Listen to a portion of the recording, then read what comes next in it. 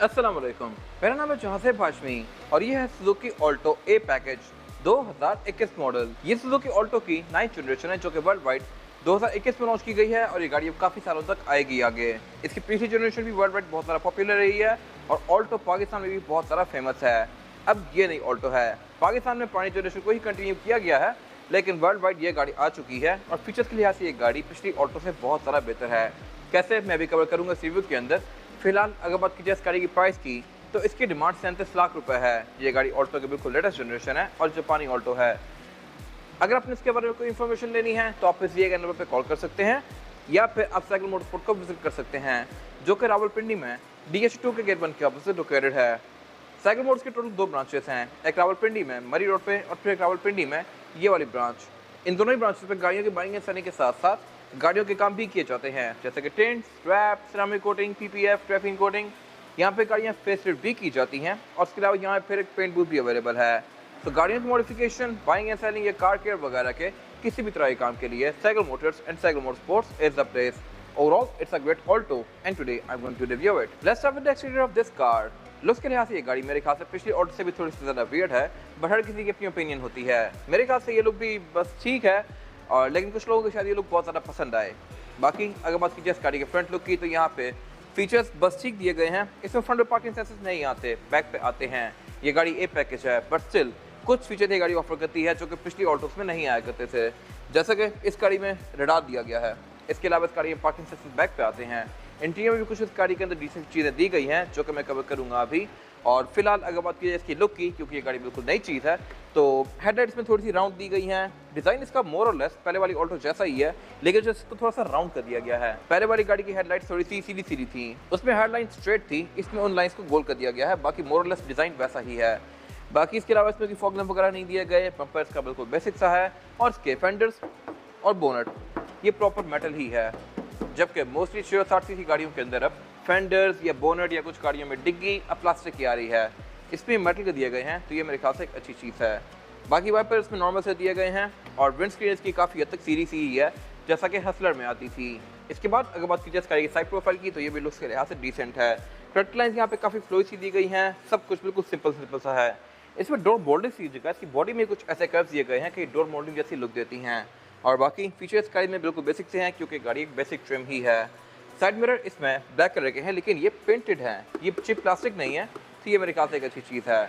बाकी side mirror का design भी इस गाड़ी के अंदर डिसेंट सा है। इसकी विंडोज़ काफ़ी हद तक वर्टिकल हैं, जैसा कि हसलर या जी वैगन में आती हैं, और इन विंडोज़ का एक ड्रॉबैक होता है, और वो ये है कि इस तरफ की गाड़ियों का रिफ्लेक्शन आपको अपने साइड की विंडो में देखने को मिलेगा। अगर लेट्स सपोज यहाँ पे कोई गाड़ी चल रही है, तो ड्राइवर को लगेगा गाड़ी उसके राइट पे चल रही है, तो ये चीज़ मेरे ख्याल से आपको थोड़ा सा डिस्टर्ब करती है। किस तरह से मैं कवर करूँगा अभी इंटीरियर में जाके।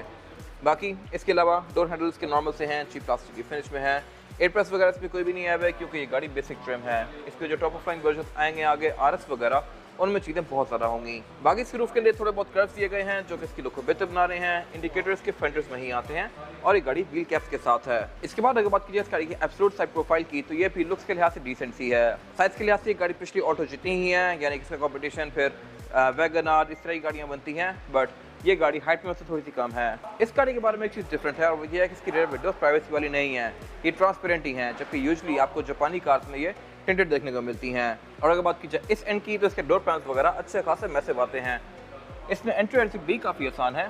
बाकी यहाँ पे कुछ भी खास नहीं दिया गया, सारी यहाँ पे सिर्फ बॉडी ही है, जबकि इसके बड़े ट्रेंड्स में प्लास्टिक, टेंट्स, विनाइल्स वगैरह बहुत सारी चीज़ें आती हैं। इसके अलावा इस गाड़ी में इवन मड फ्लैप्स भी नहीं आते। अगर आते तो मेरे ख्याल से बेहतर था, इसकी लुक में एक कंप्लीट सेट टच ऐड करते हैं, बट नहीं दिए गए। और अगर बात की जाए इस गाड़ी की रेयर लुक की, तो यहाँ भी हर किसी की अपनी ओपिनियन है। पिछली ऑल्टो में टेल लाइट्स यहाँ पे नीचे आती थी, उससे पिछली ऑल्टो में टेल लाइट्स यहीं पे आ रही थी।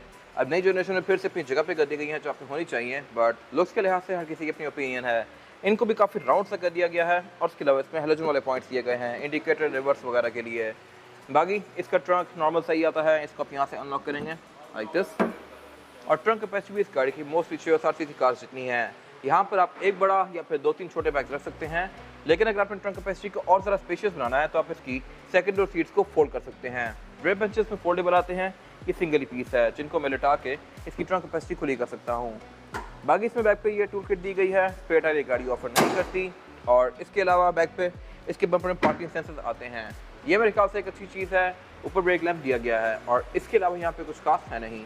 इसके बाद अगर बात की जाए इस गाड़ी के इंटीरियर की तो ये मोर लेस पहले वाली ऑल्टो जैसा ही है, जैसे यहाँ पे कुछ चीजें रिडिजाइन कर दी गई हैं और कर्व्स वगैरह डिफरेंट कर दिए गए हैं, बट बाकी काफी हद तक ये इंटीरियर पहले जैसा ही है। इस पे मैं आगे बात करूंगा। अभी फिलहाल अगर बात की जाए इस गाड़ी के स्टीयरिंग व्हील की तो स्टीयरिंग व्हील पूरा ही प्लास्टिक के फिनिश में है, जैसे इसमें सुजुकी के एम्ब्लम के ऊपर ये क्रोम दिया गया है, जो कि पाकिस्तानी ऑल्टो के अंदर नहीं आ रहा था। बाकी एयरबैग की गाड़ी टोटल 8 ऑफर करती है, ये मेरे ख्याल से काफी अच्छी चीज है। एक इसका स्टीयरिंग व्हील के अंदर माउंटेड है, एक डैशबोर्ड में, 4 पिलर्स में और 2 सीट्स के साइड पर। बाकी इसके अलावा अगर बात की जाए इसकी हेडलाइट के कंट्रोल की तो ये वैसे ही आ रहे हैं जैसे कि मोस्टली अब नई कार्स ऑफर कर रही हैं। प्रियस, यारिस, एक्वा सारी नई कार्स के अंदर ये इस तरह का दिया गया है और ऑटोमेटिक वाला फीचर भी है, यानी कि डे और नाइट को सेंस करके ऑटोमेटिकली ऑन और ऑफ भी होती हैं। फिर वाइपर इस गाड़ी में नॉर्मल से दिए गए हैं। इसके बाद अगर बात की जाए इस गाड़ी के मीटर की तो मीटर मेरे ख्याल से पिछली कार से बहुत सारा इंप्रूव्ड है। ये आपको चीज़ें ही बहुत सारी शो करवाता है, जैसे कि ट्रेस, एवरेज किलोमीटर पर लीटर, आरसी टेम्परेचर, गाड़ी की ईएनई बैटरी का चार्ज स्टेटस, इसके अलावा फ्यूल इंडिकेशन, टायर यहाँ पे बना रहा है, I am not sure why, seat belt की इंडिकेशन भी यहीं पे दी गई है और इसके अलावा इसकी speed limit 140 kilometre per hour तक है। लुक्स के लिहाज से मेरे ख्याल से पिछली कार से बेहतर है, काफ़ी हद तक ये हसलर से मिलता जुलता है। और बाकी इसमें फिर कुछ साथ चेक लाइट्स वगैरह दी गई हैं जो कि यूजुअली आपको हर कार में देखने को मिलती हैं। बाकी इसके मीटर की हाउसिंग भी पूरी ही चीप प्लास्टिक की फिनिश में है और ये डार्क ब्लू कलर में है। बाकी इस गाड़ी के डैशबोर्ड की साइज के लिहाज से बहुत मैसिव नहीं है, लेकिन ये करेक्टर लाइन सब काफी स्ट्रॉन्ग कर दी गई हैं। सेंटर में इसका ये एरिया ब्लैक ही है, इसमें स्क्रीन नहीं आई हुई, अगर आप लेकर लगवाना चाहें तो लगवा सकते हैं। इसके अलावा यहाँ पे फिर एयर वेंट्स वगैरह पहले की तरह ही दिए गए हैं और उससे नीचे फिर इसका हेडलाइट बटन दिया गया है एंड दैट्स इट। उसके नीचे स्टोरेज कंसोल दिया गया है और ऑक्टेल की यहाँ पे जगह दी गई है, लेकिन इसमें है नहीं, और उससे नीचे इसका क्लाइमेट कंट्रोल दिया गया है। क्लाइमेट कंट्रोल इस गाड़ी में सिंगल ही जोन है और मैनुअल है, बड़े वर्जन में ऑटोमेटिक भी आता है। और इसके अलावा राइट साइड पे इसका गियर सिलेक्टर दिया गया है, इसमें जो गियर सिलेक्शन है वो है PRND और L की। ये गाड़ी CVT ट्रांसमिशन ऑफर करती है। उससे नीचे यहाँ पे इसके 2 ब्लैंक स्विचेस दिए गए हैं, जहाँ पे इसके बड़े वर्जन के अंदर इसकी हीटेड सीट्स के कंट्रोल आते हैं। फिर इसके अलावा यहाँ पे पावर आउटलेट दिया गया है, नीचे एक ड्रॉर दी गई है और सेंटर वाला एरिया भी इसका ओपन ही है, यहाँ पे कुछ भी नहीं है। 500 की तरह इसमें भी ये वाला एरिया खुला छोड़ा हुआ है, बट अगर इस गाड़ी में सोफा सीट आ जाती तो मेरे ख्याल से और भी ज्यादा बेहतर था। बाकी हैंड ब्रेक इसमें ट्रेडिशनल ही दी गई है और अगर बात की जाए इसकी सीट्स की तो ये पूरी ही फैब्रिक की फिनिश में है। हेडरेस्ट भी इसका सारी जुड़ा हुआ है, सिंगल ही पीस है। अगर ये मेरे ख्याल से ऊपर नीचे हो सकता तो बेहतर था, बट अगेन पहले वाले ऑटो में भी है ऐसा ही था। डोर पैनल्स के अच्छे खासे मैसिव हैं, डोर्स में गाड़ी स्पीकर ऑफर करती है फ्रंट पे। अगर बात कीजिए ड्राइवर के डोर की तो यहाँ पे सिचुएशन इंटरेस्टिंग है, इस तरह से कि यहाँ पे विंडोज रोल डाउन करने के लिए बटन तो दिए गए हैं, लेकिन आप सिर्फ इसकी फ्रंट की विंडोज को इलेक्ट्रॉनिकली रेज या लोअर कर सकते हैं। ड्राइवर की विंडो में ऑटो डाउन आता है, लेकिन ऑटो अप नहीं आता। पीछे के कंट्रोल्स यहाँ पे नहीं दिए गए, क्यों मैं भी कवर करूंगा बैक पे जाके। और इसके अलावा ये गाड़ी फीचर्स भी काफी डिसेंट ऑफर करती है।